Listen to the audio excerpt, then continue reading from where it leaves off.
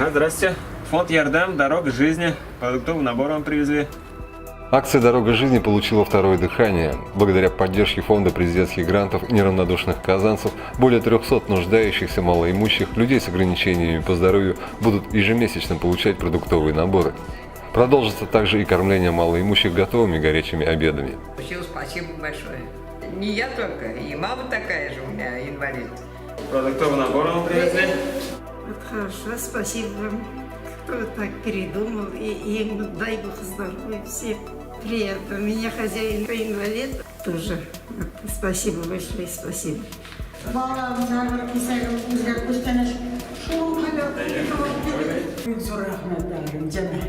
Bizden atmağanızga olur, böyle bir zor